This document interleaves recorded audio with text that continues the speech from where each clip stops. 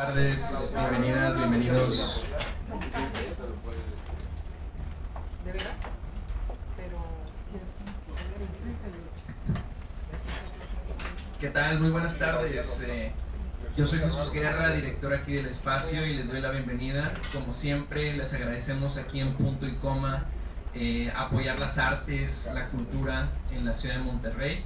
Ese es el objetivo del espacio. Tenemos nuestra agenda cultural. Todas las semanas tenemos eventos, presentaciones de libros, obras de teatro.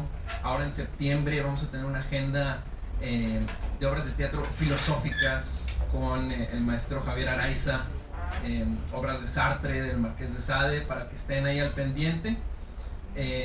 Y pues hoy nos toca nuestros jueves literarios y estamos muy emocionados de estar con nuestro amigo Jaime Palacios y con la gran periodista, autora Rosalinda González. Bienvenida, Rosalinda.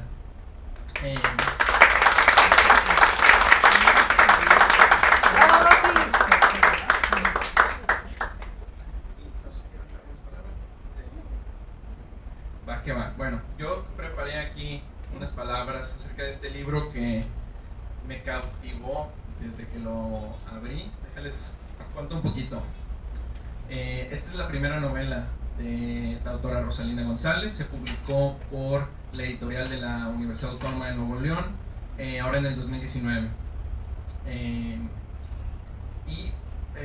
Creo que no alcanzó a tener tanta difusión, se vino la pandemia, entonces ahora estamos muy emocionados de platicarla por fin. Buscando a Benedetti es un libro que esconde muchos libros dentro de sí. Comienza como un drama familiar que se desenvuelve en una apasionada historia de amor que conmoverá hasta los más fríos corazones y que se expande para englobar una genuina epopeya familiar que nos lleva como en una serie de muñecas rusas que se abren para revelar otra, desde el municipio de San Pedro Garza García en la actualidad, al Monterrey de los 70s, al Chihuahua de los 50s e incluso hasta el Nueva York de los 20s, pasando también por lugares tan apartados como Montevideo y Ginebra en Suiza, para contar la historia de los Treviño Rivas y su estirpe. Se transforma también en una novela de misterio que junto a la protagonista vamos desenvolviendo poco a poco. Un misterio doloroso que, a pesar de ser ficticio, resuena demasiado con la realidad en este país de desaparecidos y fosas clandestinas. Sin embargo, su autora logra malabarear esta gran variedad de géneros con gran talento para tejer una narrativa cautivante que te atrapa desde las primeras páginas y no te suelta hasta su desenlace final. Como historiador, tengo que confesar que siempre he sido escéptico de la llamada novela histórica, en especial cuando pretende servir de sustituta de un libro de historia, ya que él o la lectora quedará siempre con la duda de qué sí sucedió o qué partes fueron simplemente libertades creativas tomadas por su autor. Es por esto que es de mi agrado informarles que esta novela ha convertido a un escéptico en un creyente.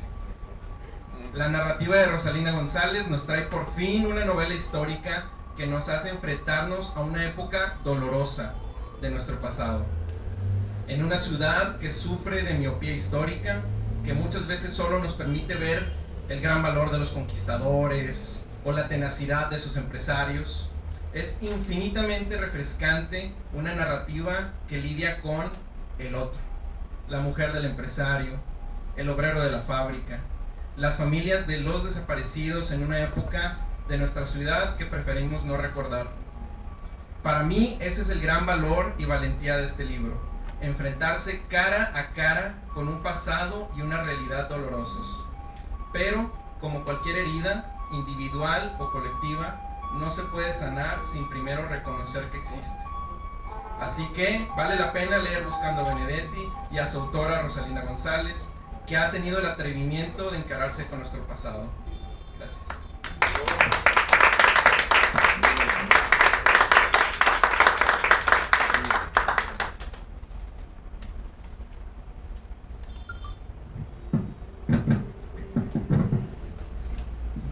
Buenas tardes.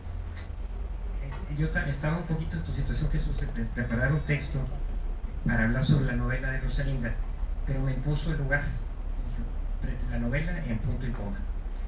Punto y coma es algo que se da a la mitad de un texto, no se da al principio ni se da al final, es algo que se da dentro de algo que transfluye, que fluye. De hecho, el lugar está pues, prácticamente en medio de una avenida, casi el centro de la ciudad, estamos en un punto de mucho tráfico, de mucho movimiento, ¿verdad? Estamos en plena ciudad, es algo urbano, y la historia también, o sea, las historias no principian acá, es un eslabón dentro de toda la historia, una gran historia que algún día se pudiera hacer de esta ciudad, que tenemos que hacer y reconstruir. Entonces me venía mucho la imagen de no cerrar, de no hacer un texto que fuera definitivo, sino más bien de hacer pequeños textos como ideas en tránsito, como el tránsito que está aquí afuera, ¿no? Ideas que fluyen, que a ti te den lugar a que comentes, agregues, o niegues inclusive, o bien a que también la gente pueda participar. Entonces traigo una serie de ideas, les estoy llamando ideas de tránsito, ¿verdad? Como el que se está escuchando aquí en este momento, y que es parte de lo que, vaya, ya el libro lo habías presentado antes, ya se habían hecho muchos comentarios y eso se acaba de hacer otro. Entonces, no quisiera cerrar con algo, sino más bien abrir y que siga abierto.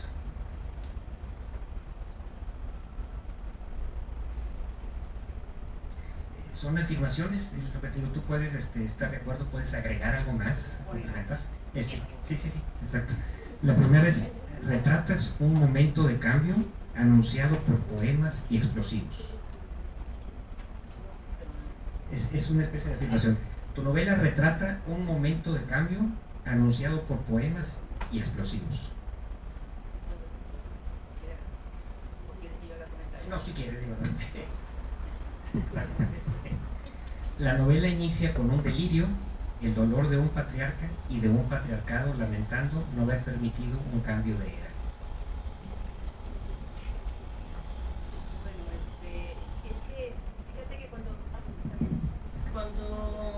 Surgió esta historia, pero ya pues la parte importante era por alguna razón yo recordé los 70 porque pues fue cuando yo era una joven y aparte en aquel tiempo Benedetti era como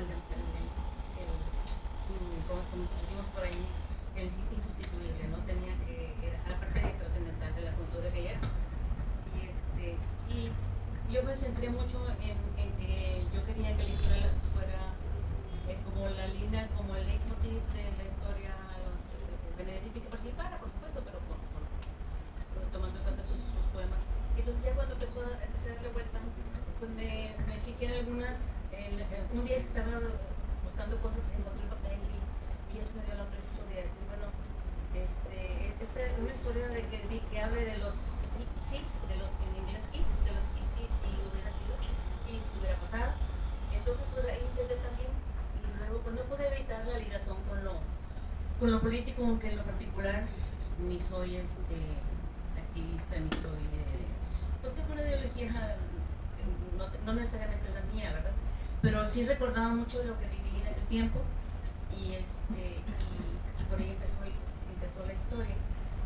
Y luego ya se fue, ya cuando vi la importancia de la historia de amor podía ser el centro del desarrollo del resto de la novela, pues por ahí no. Sí, entonces pues no sé si... Fueron asociaciones de ideas. De ideas, la verdad sí. Eso ya le toca a los psicoanalistas, ¿verdad? Decir, porque es asociar. Iba a decir lo del sueño.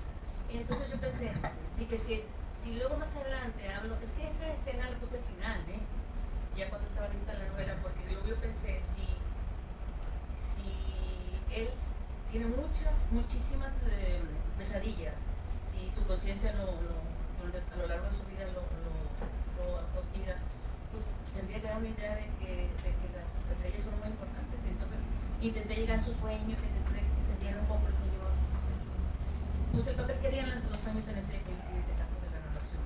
Eso es lo que intenté, por eso empieza así con un poquito del delirio del señor que está inconsciente en el hospital. A mí me gusta más al principio, que si hubiera estado así como lo pusiste. La siguiente idea en tránsito. Me llaman la atención dos vidas paralelas, las de Mariana y Eugenia, cada una hija de un México distinto, esos Méxicos que de tanto en tanto se enfrentan en una dialéctica de la que muchas veces han saltado chispas y chorreado sangre.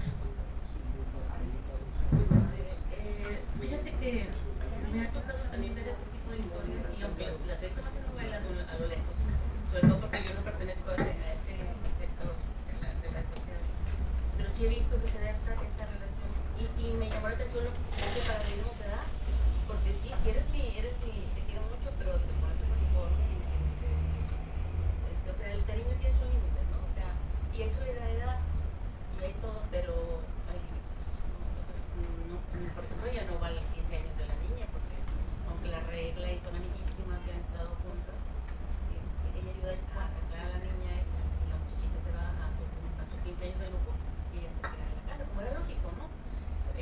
Entonces, pues nomás quería plantearlo, en realidad yo lo planteé como una realidad que me ha tocado ver así de lejos, pero que sé que existe. Y que se notara esa... alguien me dijo, es que, ¿por qué tienes que hacer insistencia en la diferencia de clases? Pues creo que es obvio en Monterrey. Yo que a mí me parece obvio, no en todos lados, ¿verdad? Pero digamos, cuando si era nuestra realidad, pues en Monterrey, ¿verdad? Quise que notar. De hecho, siento que da tema para otra novela. Entonces, nada más esa pequeña relación. Y luego, bueno, un poquito al margen, me acordé de Guadalupe Loaesa, está retratando a una niña bien, pero regia. Fíjate, le pude haber robado la idea así de la regia. En momentos tu novela me recordó esos sitios arqueológicos en los que han localizado una ciudad abajo de otra y abajo de otra, y a veces hasta otra más. En este caso nos presentaste una arqueología de duelos, un duelo que destapa otro, que destapa otro. Es una estructura interesante, como de capas geológicas, de sentimientos en este caso. Eso no lo hice, fíjate lo que son las cosas, eso no lo hice yo con plena conciencia. Y mira los baches que da la vida. Este año pasado me tocó 2022, un duelo, tras otro duelo, tras otro duelo en la ciudad. Y mira, lo anticipé yo en la novela. No era la idea, digo, simplemente se fue dando, porque también era el que ella se enfrentara a su pasado y a su vida anterior. Y pues qué bueno que se hiciera ya sola, a lo mejor, porque si no hubiera estado sola no hubiera tenido este shock que la hizo reaccionar. Entonces, pues, creo que era lo lógico. Perfecto, al margen también, otro tema para posibles novelas, escritores que anticipan cosas que les van a pasar. No como Julio Verne, que le anticipa, o Rivera, que le anticipa a la sociedad, sino a ti mismo. Pues escribes algo que luego sucede en tu vida. De hecho, hay muchas anécdotas, pero es al margen. Son cosas buenas de acuerdo. Son cosas buenas que, bueno, tener un duelo, todo lo otro se corre. Sí, pero sí sucede mucho que anticipas, que algo ya, esto ya lo había escrito, yo lo estoy viviendo. Hay temas que tocas, pero que es imposible agotarlos, porque dan para muchos textos hilados por puntos y comas, precisamente. Como por ejemplo, y puedes comentar de cualquiera, también tú, Jesús, si quieres, así, Monterrey, religión y sexualidad. Monterrey, política y moralidad. Monterrey, moralidad y violencia. Los tres son independientes, pero digo, no de abierto todos y no sé, o alguien más. Bueno, no, definitivamente destapa ahí muchísimas hipocresías del Monterrey, tanto de los 70s como de hoy en día. Bueno, para dar un poquito de contexto, la protagonista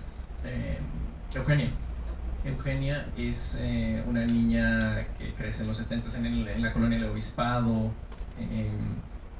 pero nosotros nos presentas a Eugenia, a una Eugenia mayor, ya de 60 años, viviendo en San Pedro, ya estuvo 38 años casada, que luego empieza a recordar esa época anterior y justo destapa mucho, o sea, hablamos de ir a misas a la catedral, de la hipocresía en relación a temas como el aborto, ¿no? que se lidia en la novela, sin intentar revelar mucho.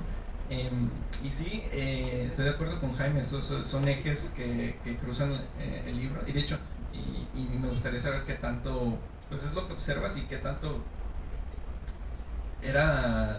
proviene de tu vida. Dices, mucho me sucedió ya después de escribirla, pero no sé si algo antes.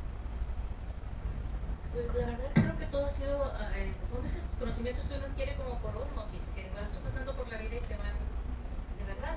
Yo siempre he sentido, miren, les voy a hacer una confesión, siempre he pensado que yo soy como medio autista, porque yo no soy, no crees que me debería ser más observadora por ser periodista, pero aún así muchos de mis conocimientos han sido sin darme cuenta, o sea, se me han ido adhiriendo a lo largo de mi vida. Entonces yo, lógico, ando notando que la sexualidad en ciertos sectores en aquellos años era un tabú. Y entonces a mí me interesa un poco la idea de, por ejemplo, hay unas cosas ahí medio sexuales que yo lo hice por dos razones. Una, porque me parecía importante señalar cómo se manejaba ese ámbito así tan escondido, tratando de que todo está bien y además pues una mujer tiene que, una ama de casa de ese nivel pues tiene que hacer tal o cual cosa. Eso en primera instancia. Y lo otro, porque para mí era un reto, dije, bueno, si en mi primera no regla, pues no dejo así por entonces, y porque aparte había una escena ahí en particular que decía yo, cuando le empecé la novela, decía, la niña entró a la casa y entró con una niña y salió con una. Tampoco, ¿verdad?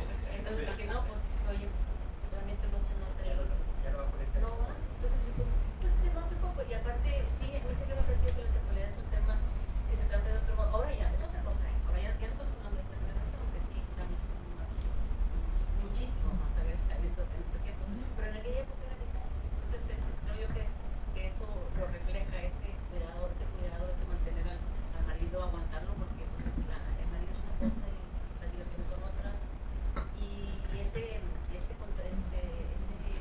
doble estándar de no importa que sea legionario o que sea algo que sí, no se oye. Ay, perdón.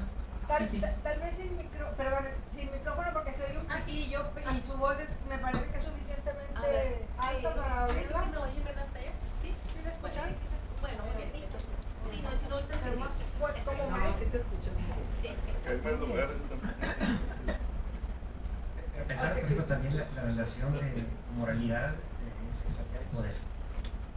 Simplemente lo que manda hacer el papá, para no spoilear la novela, pero es él ejerciendo su poder económico sobre el poder político, sobre el poder judicial, de lo cual parte, al final de cuentas, un asunto con la economía y de moralidad, como la estaban entendiendo en ese entonces, y se incurre en violencia, por ejemplo. Ese tipo de juegos, de cruzamientos de líneas, pues bueno, que da para platicar muchísimo, ¿verdad? Sí. Pero se sentían tan normales en esa época que mira, que salió así, o sea, me refiero a la hora de tú tratar de retratarlo, surge así porque era de lo que uno hecho cada día, estoy hablando de esa época. Entonces, ahora la relación de poder y ahora corrupción y demás cosas que era lo mismo, más que ahí lo sugiero yo con cómo se arreglaban algunas cosillas, algunos tratos que hacían arreglándolas con un funcionario, pues sigue siendo en otro niveles muchísimo más altos. Sí, no desaparece. No ha desaparecido ni nada nuevo ni nada. Entonces eso también era parte de la gente del poder, porque no es fácil. Entonces se los estoy poniendo bien, no es fácil ser poderoso. Tiene que ser muchos arreglos y muchas cosas que tienes que tener cierta característica para ser poderoso, a ese juego de tronos. Regresando al tema de la sexualidad, bueno, advertencia a quien no haya leído la novela, pero sí, justo, uno está acostumbrado de repente en la película, de repente la cámara se va a la fogata y ya no vemos nada de qué sucedió. No, la novela aquí no rehuye de estas escenas, y no rehuye ni de la sexualidad de sus personajes, pero tampoco, o sea, siento que es una novela que no rehuye de muchas cosas, de la violencia que platicaba ahorita Jaime, y de hecho quisiera saber si fue intencionalmente que la novela es una novela como que quería ser contestataria o que quería enfrentarse a ciertas cosas, o simplemente es una honestidad que surge de eso, de la honestidad, ¿no? Y que pues ya más bien nos refleja como sociedad el hecho de que nos sorprende estas cosas. Pues fíjate que no lo planeé así, se fue dando, porque resulta que la sociedad sí era. Al final de cuentas mi retrato es bastante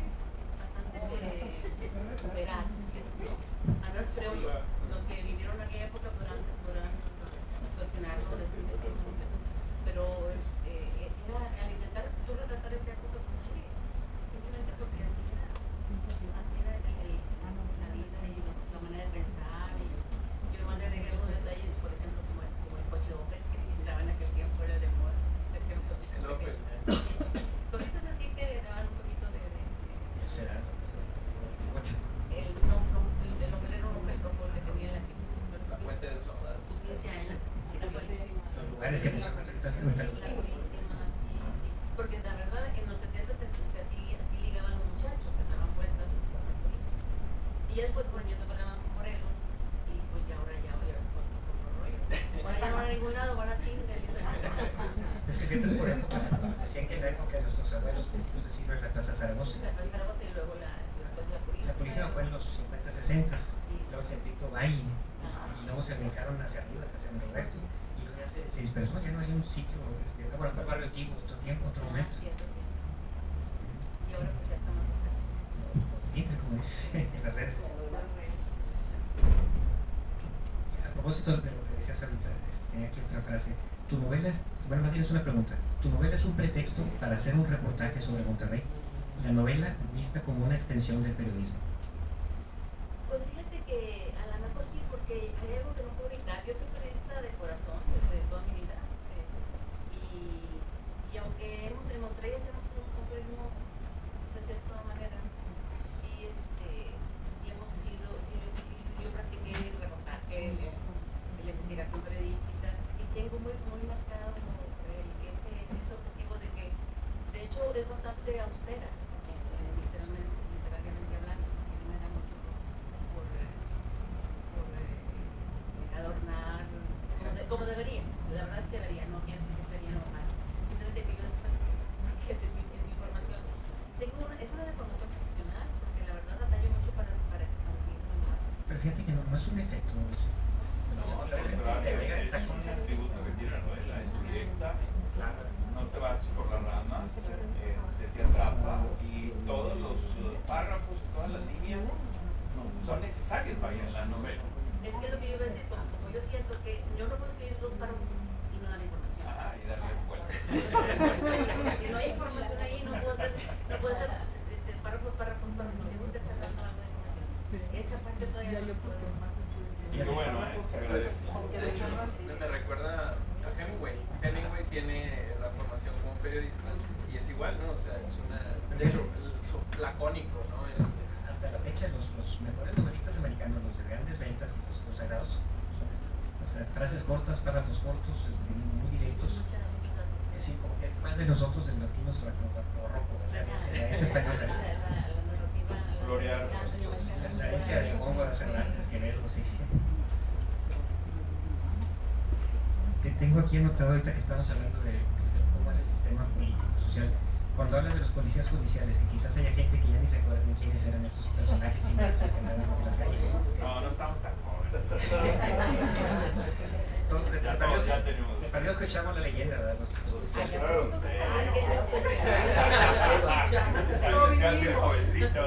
Pero hay algo que me saltó mucho, precisamente por saber lo que eran los judiciales, pusiste a unos judiciales devolviendo un reloj de oro. Porque los mandaron, ¿te acuerdas? Se pueden hacer locos, así lo sí.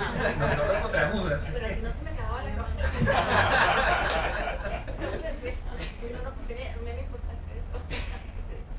Pero aparte los mandaron. Esos judiciales serán mandados por ay, que estamos dando muchos datos. Ya todo leyeron. Ah, bueno. Pero no sé si todo. Bueno, todo. No la spoilees. No importa, tú dalo. Ya no puedes decir que Fue licencia poética, entonces. Esa sí no fue histórica, ¿verdad?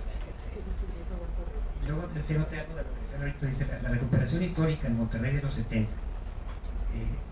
Menciona sitios como la Purísima, el Cine Montoya, el Tiki, la Cafetería Benavides, el Dios Bola. Los lugares así que noté que referencias de eso, algunos ya se olvidaron, ya no hay. La Cafetería Benavides era la de Juárez. La de Juárez, sí. Ya no está, fíjate, ya hace poco pasé y sigue la Benavides, pero ya como farmacia. Lo que tenía muy famoso en aquel tiempo era la repostería. Y era el lugar de reunión de todas las prepas y toda la gente que siempre estaba llenísima y de hecho era Y el Dios Bola ahí está, pero yo creo que ya no usan el nombre los chavos, ¿no? Frente a Colegio Civil. Sí, frente a Colegio Civil. Bueno, yo es que lo usaban para eso, me lo dijo el doctor Jaime, que los épocas de exámenes los muchachos iban a hacerle así. Y resulta luego que de otros lugares que visité y en todos lugares donde hay universidades hay alguna estatua que que hace lo mismo. Pues quiere decir Pues como en colegios ya no hay clases. Ya no, exacto. Pero está ahí la placa de la que platica la tradición del teatro. De hecho, te preguntaba antes de la presentación, porque vi que agradeces a Héctor Jaime los agradecimientos, ¿qué tanto tuviste que hacer investigación histórica? Porque parte es de la memoria, pero Sí. ¿qué tanto para darle a atinar a la fecha, al lugar? Pues Héctor Jaime, como es una biblioteca andante, entonces nada más se fue, cuando platicamos me dedicó un día, nada más, una tarde y se puso ahí a decirme cosas. Y yo lo que no quería decir era que poner algo que luego me dijeran, estás diciendo mentiras porque no era así. Eso me preocupaba, ¿no? Entonces quería tocar, cerrar cabos y tocar así puntos que pudieran ser definidos. Y él me dio a nivel coloquial, o sea, no fue a nivel académico.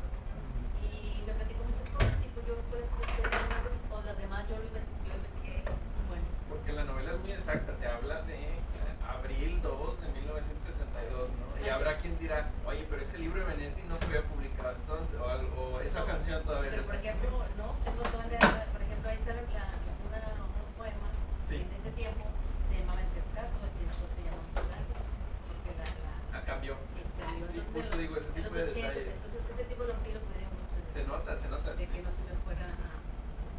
y bueno, no sé, yo creo que para mí ahora que lo volví a leer, pienso que a lo mejor se me pasó la mano en poesía, no creo. No. ¿No? Digo, bueno, nosotros somos como... Bueno, pero no fueron demasiadas, vaya, son... Es corto. La novela es corta, la verdad la novela es corta, son 240 páginas. Ya viéndola en retrospectiva, extraño otro de los poderes que ahorita ya se está diluyendo, pero que en esa época estaba muy fuerte, religioso, y estaba muy ligado al político, al económico. Gracias. Ya es que cenaban y comían los arzobispos con los grandes empresarios, o sea, pues era el mismo. Me acuerdo de anécdotas que me platicaban de que cuando Martínez Domínguez descubrió algún caso de estos que ahora salen en la prensa de abusos infantil, en lugar de proceder, fue a esa reunión privada con el cardenal, el arzobispo, y le pone sobre la mesa el caso y le dice, ¿qué hacemos? Entonces, lo primero que hacen los obispos es dar las gracias porque sabe que lo está considerando para no causarle un escándalo. Dice, como lo voy a quitar y lo voy a mandar a retiro, hágalo y ya luego procedemos. Él sabía que tenía que echárselos a la bolsa, entonces de esas había varias, dices, tienen poder, me conviene de los aliados, les hago ahorita una, al rato me la van a hacer ellos, me la van a corresponder con otra cosa. Eso era muy Monterrey.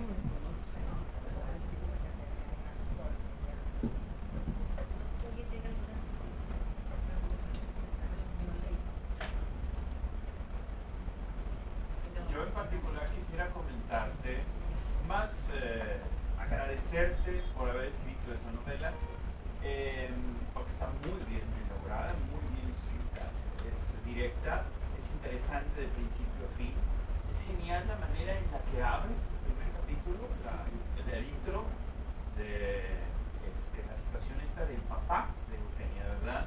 Esos momentos de delirio, o sea, son pocas veces los he encontrado en la literatura.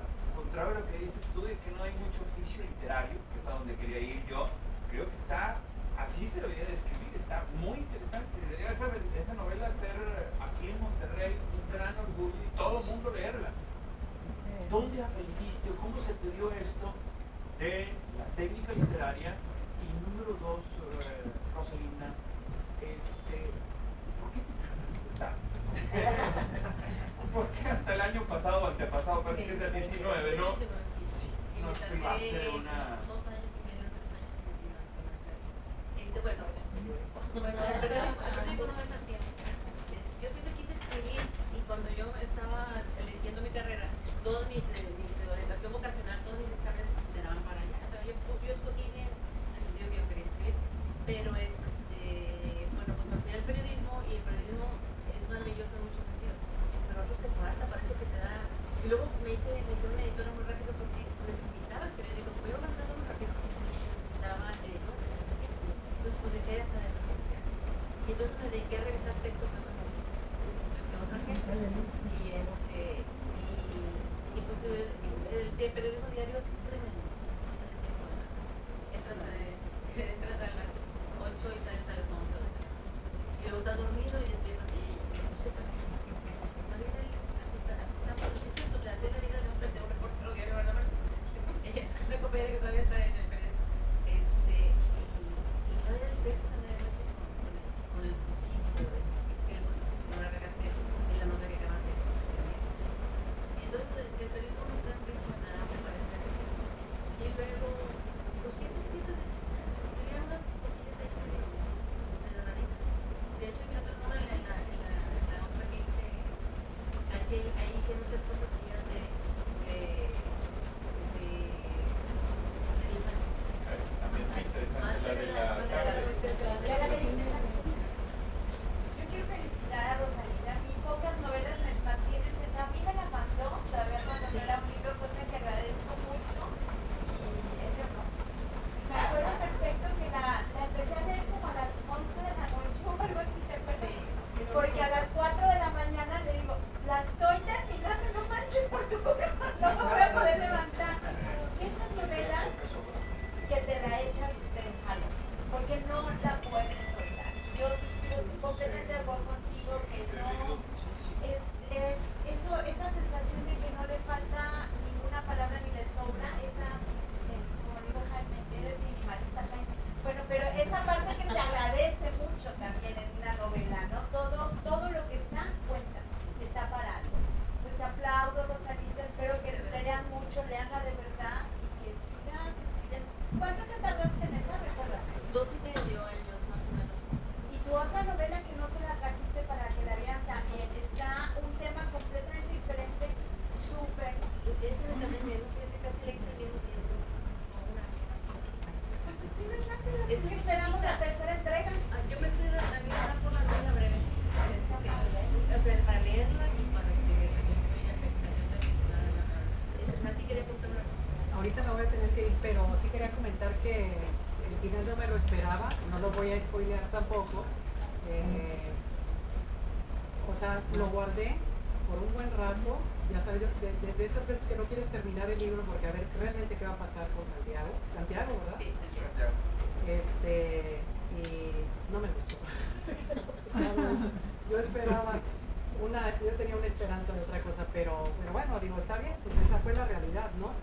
Pero sí duele, y sobre todo porque abordas algo que sigue muy actual, que son las desapariciones, ¿verdad? Y ya que están comentando varios temas, ¿no? Entre ellos está este también. O sea, digo, siempre ha existido, ¿no? Pero desde entonces lo mencionas y me da gusto también que hables de eso porque realmente no es ficción, o sea, por desgracia yo creo que va de mal en peor. Y bueno, el personaje de Santiago de hecho es de mis favoritos. Y esas escenas que recreas en esos encuentros con Eugenia, el carro, yo realmente no vivía aquí, ¿no? O sea, quiero imaginármelo todo eso, los 70s acá en Nuevo León. Yo estaba ya en el DF, otra era la historia también, pero había revueltas igual, ¿no? De cualquier forma. Y bueno, se me hace novela aguerrida, y digo, hablando de guerrillas y aguerrida. Entonces, pues te felicito y bueno, lástima que terminó así. Pero ya son percepciones, ¿no? Amé de las dos novelas, amé los dos finales. Me gustó mucho cómo los terminan. Digo, a lo mejor no son tan románticos o no es lo que, ¿no? Pero yo cuando lo leí dije, no podía tener otra manera, ni uno ni otro. Y el de la otra novela sí me dejó como claro, ¿verdad? A mí me ocurrió lo mismo, sus narrativas tan ágiles, el ritmo no me permitió adorar. Y estos referentes históricos que se repiten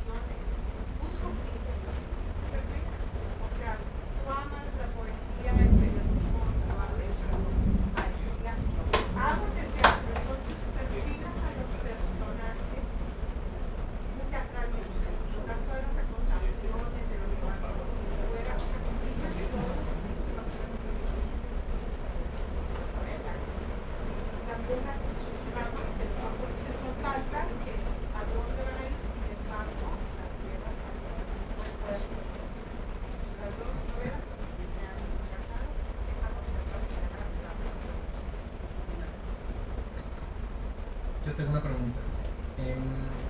No tanto de los finales, sino del inicio, o sea, ¿de dónde surge esta historia? Si se originó con la historia de un guerrillero uruguayo o la historia de las muertes, porque empieza con muchas muertes. ¿De dónde surge la idea y cómo y la propia historia te fue llevando hacia allá o ya la tenías como concebida desde antes? ¿Cómo surge esta trama?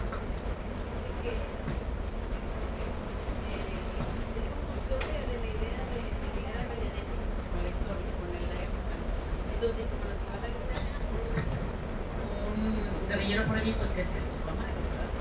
Porque aunque tuve que hay que armar algo, pues el 72 ya estaban terminando, ya estaban huyendo, porque los habían diezmado el movimiento. Pero meterme en la historia de tu mamá me encantó también, porque fue un momento, pues todos esos momentos fueron muy románticos, ¿no? Al final de cuentas costaron muchas vidas, pero eran tan puros de sus ideales, por más que hayan matado gente, al final de cuentas, pero me refiero, aspiraban a algo, ¿no? Aspiraban a algo superior. Y bueno, pues tuvo sus resultados que ya todos sabemos, una generación de jóvenes románticos que todos muy valiosos, se consideran algunos por ciento, se consideran muchas cosas en los 68 y después, pero sí es una generación de jóvenes que hicieron y quedamos perdidas, ¿no? Que hay que hacer el sentido que eran muy valiosos y tuvieron que pagar por. Pero entonces surge de tu recuerdo de los 70, de que tú te acuerdas de haber escuchado de los Amaros. La única es sí, que yo vi no sé, qué sé yo, o sea, yo era muy aficionada a la música de protesta. Es mi única relación con el activismo, pues el activismo político. Y me gustaba mucho la música de protesta y bueno, pues ahí empecé a oír el Tupac Amaru, cuando estaban los hermanos con ese nombre. Luego supe que ellos lo adoptaron. El movimiento, porque fue muy obrero primero. Y luego ya le entraron todos los, pues en Uruguay todos son gente muy educada. Como es un país pequeño y muy bien, aunque había muchos pobres, ¿no? Había muchos pobres, por supuesto, que fueron los que se unieron, pero realmente eran los obreros que empezaron el movimiento y los que fueron uniendo a los demás. Y bueno, pues todos son europeos, ya sabes, de hecho el movimiento europeo era el movimiento de los tomadores que era el básico. Y bueno, de ahí me empezó a fascinar un poco la historia y dije, bueno, pues tiene que ser, si va a haber una ley, tiene que ser de forma. Entonces ya tuve que armar todo eso para que se encontraran y se conocieran. Y como decía yo, como el asunto era que Benedetti fuera el hilo conductor de la historia, tiene que ser así. Y se fue surgiendo y pues se fueron dando las historias, las laterales, ¿no? Las historias, al estar la historia principal, pues fueron surgiendo los otros, todos los personajes. A mí en particular me gustó mucho el personaje de la abuela irlandesa. Ese me gustó mucho en lo particular. También una señora, la señora Hayes, que era también tremenda, ¿no? Era una mujer como no se daba en aquella época, ¿no? Y cosas así que sí, ahora que la volví a leer, hay cosas que sí me gustaron mucho. Gracias. Que mencionabas lo de que fue una generación perdida. Ahí, por eso opinar otra cosa, porque por ejemplo en los 80s, la gente que estuvo en los movimientos de cambio político,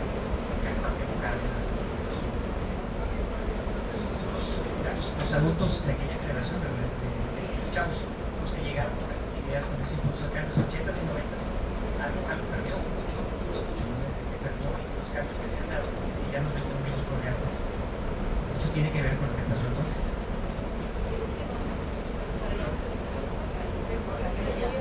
Si gustan también acompañarnos acá, más para acá. Pero si no, vamos a intentar.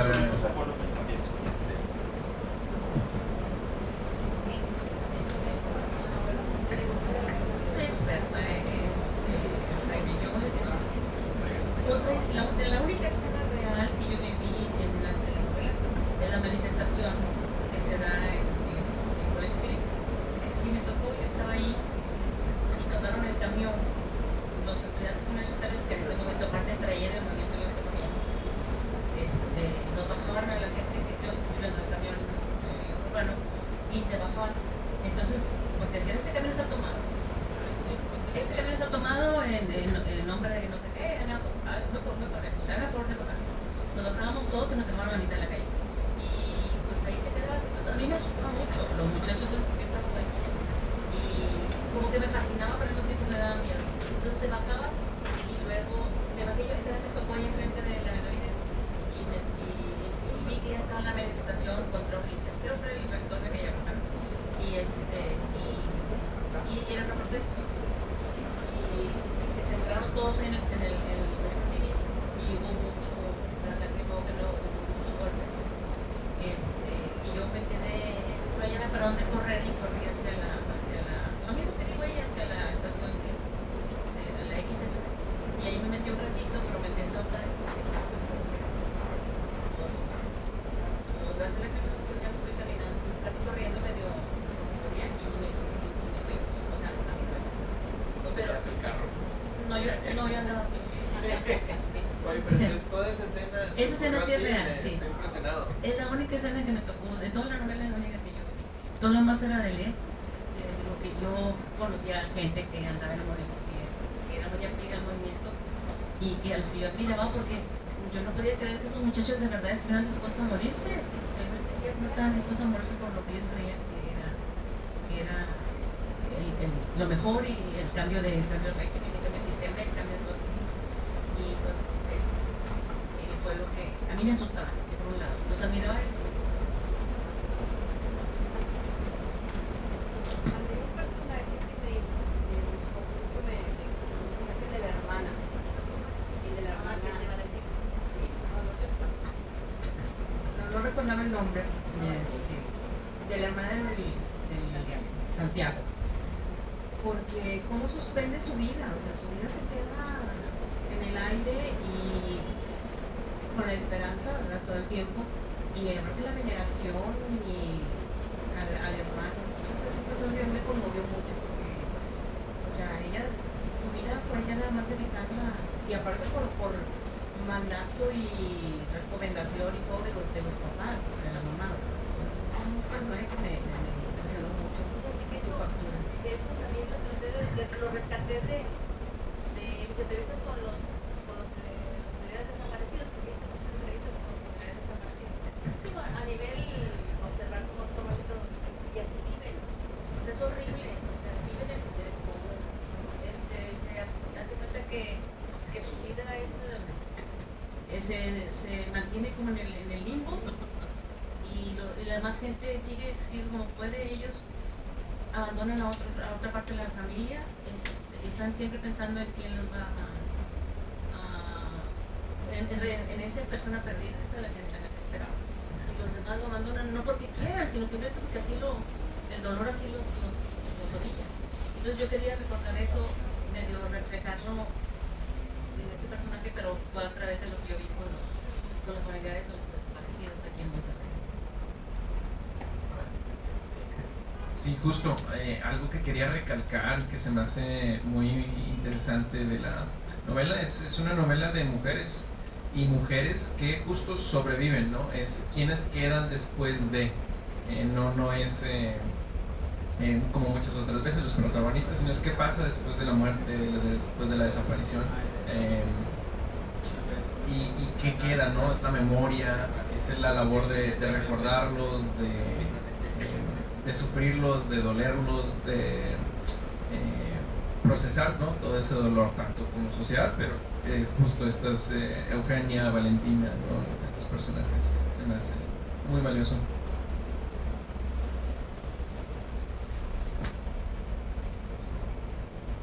Vamos a hacer un comentario de cierre. Creo que el libro la novela es un documento histórico, social y humano muy valioso. Incluye retratos profundos de vidas, porque sí retratas muy bien y a fondo los personajes principales, ideologías, actos y costumbres, y de eso tenemos muy poco. O sea, es una aportación pues para esa construcción de la historia y el hacer de una literatura de Nuevo León. Y no cierro con puntos, sino con punto y coma, porque esto continúa. Bueno, una última yo. Tengo que preguntar por qué Benedetti y si es autor. Yo no conocía mucho la obra de Mario Benedetti. pero ¿por qué escogerlo? Y si es tu autor predilecto, o sea, fue algo nostálgico, o de dónde surge, ¿no? No reconoces porque no eres señora.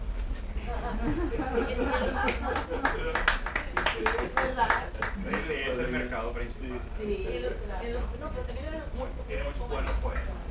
de hecho, yo entrevisté a Benedetti, yo lo entrevisté cuando trajo primera con una esquina rota. En los 70 sí era mi favorito, de hecho, de ahí yo me dio por pensar en la teoría socialista de que yo no podía escribir, yo no entendía la poesía si no tenía una razón de ser. O sea, decir palabras bonitas no me. Entonces yo te quería pues, que hubiera ligación con compromiso, lo cual no estoy de acuerdo ya, ¿verdad? Pero digamos que esa era en ese momento era lo que me gustaba y luego pues ya pasé, sé que a mucha gente no le gusta, Benedetti lo detesta a mucha gente, pero sí tuvo una trascendencia muy particular, fue muy popular, es un poeta que llega a la emoción, luego te llega la emoción porque es totalmente cotidiano, o sea, no anda con... Sí, y Nacha Guevara, sí, en los 70 traía unos tours tremendos con todo, con la de Te quiero, digo que no recuerda, a lo mejor no se acuerdan del poema, pero la canción fue muy buena. Entonces, pues sí, Benedetti tiene lo suyo, te digo, pero aparte, lo increíble para sus detractores es que aparte tenía un compromiso político muy fuerte y lo demostraba en sus otros textos, ¿no? Y muchos de sus poemas, está el Padre Nuestro latinoamericano, y mire, me acuerdo de ese porque es el. Pero bueno, a mucha gente no le gusta el arte politizado, ¿no? Pero él sí tenía un compromiso muy fuerte, al grado de hasta que pues ya tomó, se la pasó exiliado toda la media existencia, pues ya regresó a Uruguay muchísimo tiempo. Pero sí fue mi preferido en esa época. Preferido pero emblemático, ¿no? O sea, no nuestro, sino como que... Sí, era una generación, sí, no creo que sea como luego Cortázar, como que fuimos agarrando así, luego Cortázar. Yo escribí incluso un texto que se llama Todos queríamos ser públicos. Claro, pues todos queríamos ser públicos. Pero sí era como etapas, ¿no? Y ya después cada quien agarra luego para su propio camino. Hace unas generaciones los de filosofía y letras todos querían ser Kundera, por ejemplo. No sé si todavía siguen, yo creo que ya no, pero sí, hace un rato el que hablaba, leía sus libros de Kundera, lo que más.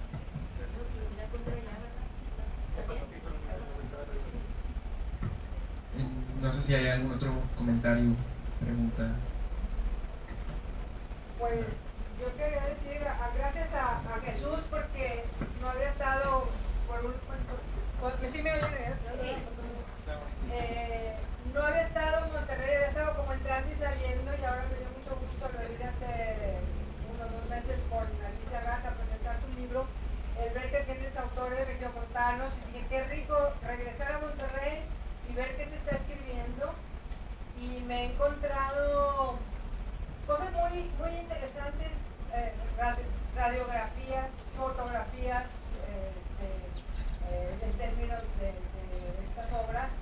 Y lo que tú dices, Rosalinda, yo al leer tu nombre me suena, pero no puedo ahorita identificar por mi Alzheimer ahí qué es lo que escribías como periodista, porque pues aquí se leía y se leía el norte y se leía, bueno, yo leía el Porvenir y luego el norte, luego el Porvenir, y bueno, ahí va el día y milenio, ¿no? Yo también estuve en los dos, entonces, pero esto me hace un poco, me causa un poco de sorpresa tu escrito y el hablar de la hipocresía regiomontana. ¿Tú crees que lo hubieras podido publicar siendo periodista activa o fue algo que surgió como para decir lo que faltaba de decir en el periodismo y decirlo a través de una novela? No, muchos textos nuestros, porque de hecho yo trabajé en el norte, en los últimos años hicimos perfiles de historias, desde cuando me tocó a mí fundar la sección, donde manejamos periodismo narrativo. Entonces, bueno, hacemos uso de técnicas literarias y sacamos personajes. Y ahí el asunto es contarlo como un cuento, pero ninguna información puede ser tiene que ser información fidedigna, eso es fidedigno, y la manera de hacerlo es narrativa. Entonces, muchas veces hemos sacado, en nuestros textos va implícito. De hecho, a Malone le tocó una vez hacer una persona muy famosa una señora muy conocida de la sociedad. Y hasta una persona me proclamó en un consejo, nosotros teníamos consejos editoriales donde vamos a decir y me dijo el otro día, cuando le leyó, ¿qué tenía que andar contando que esa señora pues tiene lobos mascotas y no sé qué? Y le dije yo, pero hemos sacado otras historias parecidas y no que me han gustado, porque esta es la señora de alto nivel que nos cuenta, aparte buenísima onda, la señora nos contó todo y como decía, pues no, hacía gangas. Bueno, bonito y barato en Milán. Bueno, bonito y barato en Milán. Entonces, cosas así, pero aparte ella lo hacía con toda la realidad porque ella es su vida, o sea, ella no tenía con qué esconderse. Y nosotros simplemente lo sacamos y mucha gente hasta nos criticó porque le estábamos agrediendo. Pues decía yo, pues sacamos historias también de gente que no tiene ese nivel y también no lo cuenta igual. O sea, no tiene mayor, no era la intención. Pero siempre es bueno, simplemente es bueno ver cómo vive la otra mitad, ¿no? Y en fin, sí hemos tenido entonces bueno, tiempo porque yo ya no estoy en el periódico, pero todo el tiempo que estuvimos en el periódico sacábamos historias así de ese tipo, donde era evidente la doble moral. No nada más de que montarnos somos así, como que aquí lo notamos más por ciertas características, el hecho de querer ser ricos ahí ser indelante, o de cositas así muy particulares, pero tienen que hablarse en todo, es una característica humana y del sistema. Todos los sistemas vayan. Entonces no es nada de particular. Simplemente tiene sus características, digo yo.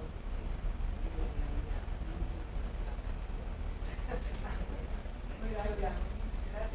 Pues no lo he leído, pero ya enseguida lo compro para hacer. A comprarlo. Sí, de hecho. Sí, lo tenemos. A ver, Sí. tenemos a Gerardo, parece. No. Vas a pasar el micrófono. Muy bien, Gerardo. Unas palabras, Gerardo, por favor. No, bueno, pues yo nada más me uno a las felicitaciones, al agradecimiento por ese esfuerzo y confieso que no lo he leído, pero aquí soy cliente para comprarlo, ¿verdad? Y pues con lo que dijeron, a ver si puedo dormir hoy en la noche. Que había leído. Te vas a quedar en la noche. A mí me pasó igual que Esperanza. Ya se fue Esperanza. Yo también lo empecé a las 10 de la noche y leo más rápido que Esperanza, no a las 4. Estaba haciendo apuntes Me lo también. llevé del trabajo de viaje.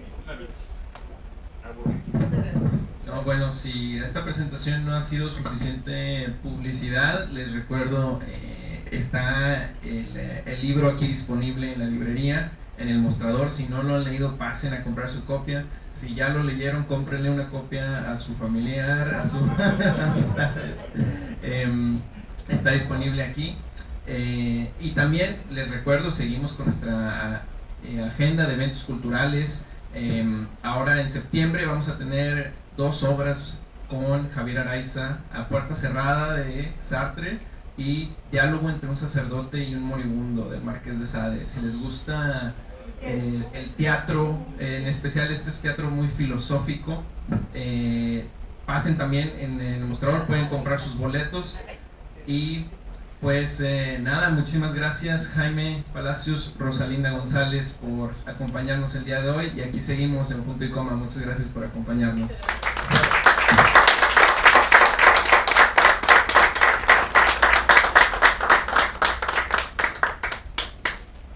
Regalo para Rosalinda de parte del equipo.